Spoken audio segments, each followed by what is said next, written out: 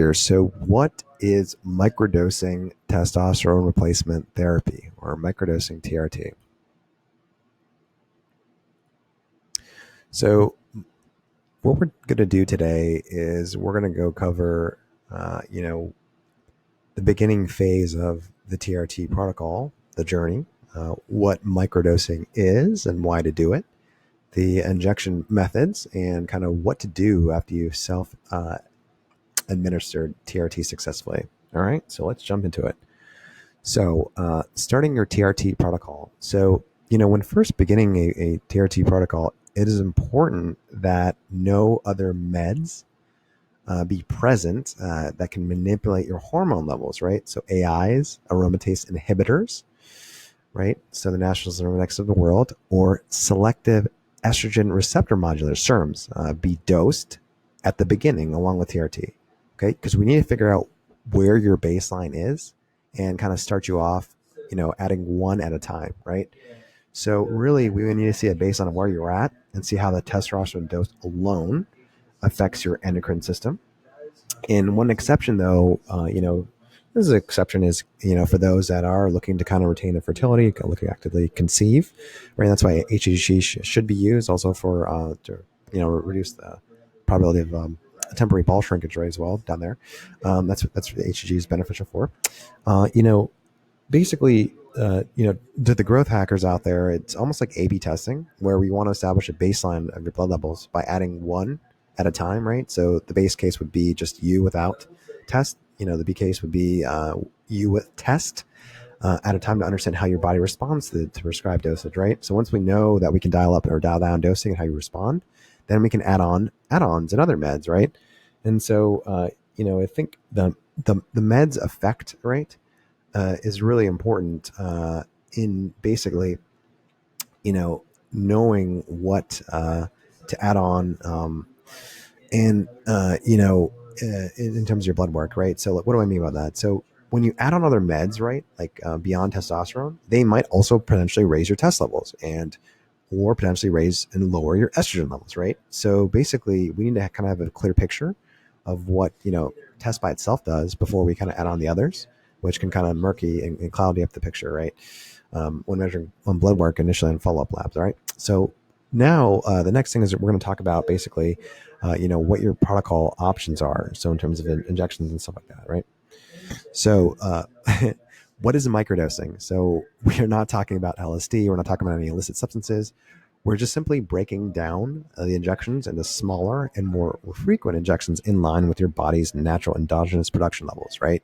So, basically, instead of taking an injection once a month or once a week, which a lot of insurance providers like to do, that's not the best because it causes a slight strain on your endocrine system. It's almost like redlining the body's tachometer, hormone tachometer, and just flooring it and then kind of stopping off and flooring it and stopping off. And it's not safe long term. Breaking your injections down in a smaller, more frequent clip can enhance the absorption and mimic the body's endogenous, so natural production level of testosterone, and also lower the potential side effects, right? So, what we're saying is basically, in other words, it's much better to do daily or Monday, Wednesday, Friday versus injections versus a flat 200, 250 milligram dose once a week, or a flat 800 to 1,000 milligram injection once a month, right? That's the worst. So, what are the options? Okay. So, our recommended options, this is what our recommendations for our pro athletes is, 10 to 13 milligrams of test injected daily, right? A lot of our former pro athletes are on this, right? So, we work with quite a few of them. And, this kind of provides the most stable test levels by mimicking the endogenous production. So, endogenous means your body's own production. And also, it helps minimize aromatization at daily, right? So, what is it? What is this? What is aromatization? It's a fancy word for basically when testosterone is converted into estrogen, and too much aromatization causes basically, the side effects that are associated with higher estrogen, right? So that can cause gyno. What is gyno? Gynecomastia is a fancy word for man boobs, right? Puffiness, and last but not least, erythrocytosis, another fancy word for increase in hematocrit hemoglobin or blood thickening, right? So too much erythrocytosis, too much excessive blood thickening causes clots. So that may not be good, right? So that's why it's best to kind of break down the dosing, smaller dosing, okay, on a daily basis. And a lot of our athletes and high performance individuals and endurance athletes, they're on that. Another option, probably the best option for convenience and health, is the Monday, Wednesday, Friday, right? Now, remember, your dose is based off your blood lab test, and it's not going to be, specifically that or exactly that. It's dependent on your blood lab test and where you want to go, right? Where your, levels are, things like that. So, 25 to 75 milligram, it's recommended of a test injected every other day, Monday, Wednesday, Friday. That's kind of like a compromise between daily and twice, and it's kind of convenient if you don't want to do the daily injections, and that's okay. Another option, twice weekly, 50 to 100. That's option's kind of okay, I guess. It's still better than once a week, but I think the right dosing is at the minimum Monday, Wednesday, Friday. Frequency. I mean, the right frequency is Monday, Wednesday, Friday. The best is obviously daily. The right dose, however, is a individual thing. Okay, and dose meaning what milligram, and that will require kind of collaborating with your doctor, medical team to regularly test your levels of test and make sure that your estrogen is in line, so we can kind of establish and maintain an optimal hormone balance. So at Sumo, we like to get you to 25 years young on the inside, right? And so that's that. Okay, so what are these things? Aromatase inhibitor, right?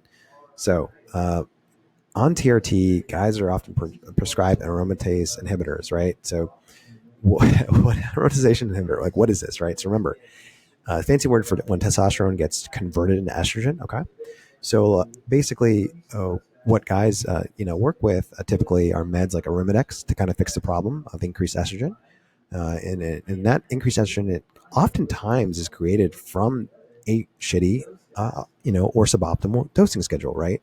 So on a proper dosing schedule, Monday, Wednesday, Friday, or daily, it's rare that many of our clients or patients should start out on an aromatase inhibitor. However, there are exceptions to the rule, and some, men basically are highly specific in cases where they're a little older, or they have high levels of body fat, or they absorb and they aromatize estrogen quite fast than others, and so that's why there is a need for AIs, right, aromatase inhibitors, right, anastrozole and remexes of the world. So the need for estrogen, right, the need for kind of estrogen blocking, estrogen control, it has to be established first via blood test, right? So follow-up labs are really, really crucial. And that's why we kind of, our first year, we have 3 at the minimum. Are crucial to understand what's going on in an endocrine and kind of hormone system as a response to kind of adding on this testosterone, our TRT plan, right? So we really don't think, AIs are necessary in the beginning, okay? However, should there be a medical need, clinical observation, or kind of a lab test that proves it, every effort should be made, to basically kind of not go with this, right? Be essential and start with the minimum, right? So AIs long term are kind of not the best because from a long term perspective, they can cause osteoporosis, right? So kind of decline in skeletal muscle, right? So that's not the best thing to use long term. However, if you do kind of work into an AI, right? We really should try to figure out what the minimum effective dose is, and kind of use it with the goal of weaning off of AI as soon as possible because of the long-term damages of using AIs, right? Osteoporosis. All right, so next we're going to talk about kind of the pathways for self-injecting TRT, right? So self-administering TRT, kind of most of the guys are on it. Some are using the UGL kind of unsupervised doctor route, or others choose the supervised route. So basically, it is a process that is effective to self-administer, convenient as well. As we had mentioned earlier, regular injections daily, Monday, Wednesday, Friday, can become part of that habit, right? Kind of like brushing your teeth. If you're kind of someone like me who hates needles, looks, vomits the sight of needles, that's totally fine. But, for guys like me, it could be a wuss when it comes to using needles, diabetic insulin needles, the small gauge needles, and hitting in the delts. It just becomes a habit, right? And so, I used to freak out every time I kind of dealt with these things, but there's no need to worry about it if you kind of start kind of building it up as a habit. Kind of watch the right protocols, hit the right spot in your delts, right? That shouldn't be a problem. And after you do a few things, like anything, like riding a bike, like snowboarding, like anything, right?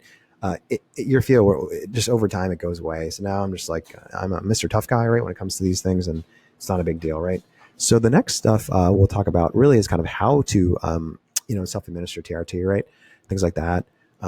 We're going to talk about kind of like the syringes and the needles and stuff like that. So we basically work in syringes from all different sizes. Gauge is how thick a needle is, and kind of withdrawing is basically the art of injecting, right? So just to kind of start off, syringes come in all sizes, right? So to keep the math kind of your dosing simple, we typically provide with 1 ml syringes, and that kind of helps out with the correct test dosing, right? So the barrel portion of a syringe will have tick marks, right? So from 1 milliliter to 3 milliliter, and tick marks along the side, right? That's kind of how it does. In terms of the actual size, so the syringe size, a 30 gauge means it's a lower, smaller needle, thinner needle, right? That's kind of a diabetic insulin needle. And that's the best for intramuscular, right? The higher gauge, right? The thinner the needle, remember, okay? 30 is thinner than a 27, 28, things like that. So for guys who have a higher body fat percentage, over 20%, it's most likely going to have to be a needle that's a little longer, one at 1.5. The reason why is you want to go beyond the visceral fat and inject the testosterone into muscle. There's a reason why that's the case. When you inject into muscle, it absorbs at a higher rate, and it aromatizes the testosterone less, right? So it's kind of another reason why to kind of focus on losing excess body fat, right? Because being lean makes your injections a lot easier. It can make it easier, right? But let's talk about basically when withdrawing kind of tests, right? To get the test out of a vial without me showing it to you, you really want to kind of pump some air into the actual test vial. If you're using a thinner gauge needle, pump 3 vials worth of air, 1 ml syringe worth of air into the bottle. And so you basically withdraw the top of the syringe out, right? Like they pull it out totally. Okay. And you inject it into the test vial and push it down. And once it's pushed down, you pull the needle out again. You withdraw it again all the way out, and then have all the air in and put it in the test vial again and push it down. And you do that a few times. And then once you do that, you can pull out the test really quickly, right? The test comes out because typically testosterone, cypin, or ananthate is an oil-based ether, and it takes a long time to get out. But if you use a smaller needle gauge, it takes even longer. So by pumping air into the actual test vial, you can really speed up your injections, right? So that's kind of a cool hack. All right. So looking at some injection sites, why do we do delts? Why are delts so important? Why is intramuscular better? Why is it better than SubQ? A few things, okay? So really, it's safest to inject tests into delts, upper shoulders, right? Intramuscular. Why? Remember, if you inject into muscle, the testosterone is absorbed at a higher rate than versus injecting into areas that have partial fat, partial muscle, right? More muscle means testosterone absorbs at a higher rate. Also, there's a less probability of aromatase. What is aromatization? Aromatization is when testosterone converts into estrogen, right? So that's why we want to do the delts, right? So you want to kind of hit that little triangle. It's not so hard. You could do like glutes, I guess, SubQ. We'll talk about that later. And glutes also intramuscularly right there in that area, right? But there are still more fat tissue, right, in that area than there are in your delts, right? That's why we prefer delts, right? So typically you want to rotate your kind of your injection sites to minimize scar tissue, right? In terms of the best area, why we think intramuscular is the best, because remember, it has the highest absorption rate since you're injecting the muscle, and there's less fat tissue, right? Also, muscle absorbs tests at a higher rate, and further lowers the probability of aromatization when test changes into estrogen, right? So those are kind of things we want to keep repeating over and over again. So if you're like, hey, the shoulder stuff's weird, I don't know, SubQ is okay, it's fine. It's okay, it's not the worst thing. SubQ runs a risk. Remember, there's more adipose tissue where you're injecting SubQ. Therefore, you are lessening the efficacy of your injection. But if you're wanting to do this for comfort, it's totally fine. It's okay, right? So this method is kind of injecting the needle into the kind of the fat tissue, lower stomach, buttocks, right? So solid research kind of confirms SubQ produced serum, therapeutic serum concentrations at lower doses than intramuscular. Remember, it absorbs it less, right? And then translates into lower amounts for testosterone, right? So that's kind of not the best, right? Also, the testosterone could potentially convert into estrogen, as we alluded to earlier. We keep repeating that. It's really kind of not the best, but if you want to, that's definitely something that's possible. People don't really feel it that bad in SubQ. So, the doctors can definitely kind of show you how to do it and kind of hit it and do it the best, right? Okay. So after you're done injecting, right, you really want to kind of dispose of the syringes after single use. Do not use syringes again. That's really bad. Lead to infection, not good. Most of, hygienic ways, just dispose it into a sharps container, source container, or kind of check with a waste management company as they have kind of suspicion. And obviously you want to cap it when it's done and put it out of the reach of children for obvious reasons, right? So that's kind of important stuff. Another thing that's kind of top of mind is you do want to think about scar tissue. Fascia. The fascia adhesions. Fascia means like those small microtraumas that occur after injection into a muscle. Barely noticeable, right? But a foam roller or a ball that can be used at home to kind of break up scar tissue. So rolling a few times a week to 2 to 5 minutes can just do it, right, on your delts or on the back, right? Or butt, glutes. So as you work out and build bigger muscle fibers, you'll kind of want to use them more frequently to kind of relieve tightness overall. And this is post-workout overall, right? So, just to stay flexible and healthy. So whenever you're possible, try to, supplement kind of your home treatment with deep tissue massages, right? Professional massage therapist. That is, a great way to kind of enhance full body elasticity, right? And flexibility, and it kind of enhances tissue recovery and healing. So it's not the worst thing to do. It also helps out with the posture, right? And stress, and so that's kind of good to do. So that kind of covers up, post-injection protocol. So we'll just kind of wrap it up and talk about, summaries and things like that. So let's take it to the next level. So it is really, a long webinar today, but it was really critical to kind of talk about, what you're doing with testosterone replacement therapy protocols and kind of, how to microdose, like what's important, right? So when you first start on TRT, you really want to A/B test it, meaning you really want to kind of get a baseline of what you are like with testosterone, what you're like without it. After you get that baseline, then you can start adding on others as needed, right? So it's really important to start with just one. Your dosing, remember, it's really in collaboration with it's best to be in collaboration with the doctor. Why? They can tell you kind of what your levels are in terms of different biomarkers, right? So in terms of your hematocrit, hemoglobin, your HbA1c, like your SpHg, right? All these different levels, right? Thyroid, T3, T4, right? All these levels can tell us where you are in terms of your health and basal metabolic rate, stuff like that. And to optimize your TRT dosage, it's best to kind of get a full holistic panel and view of where you're at. And that's why it's best to work under doctor supervision.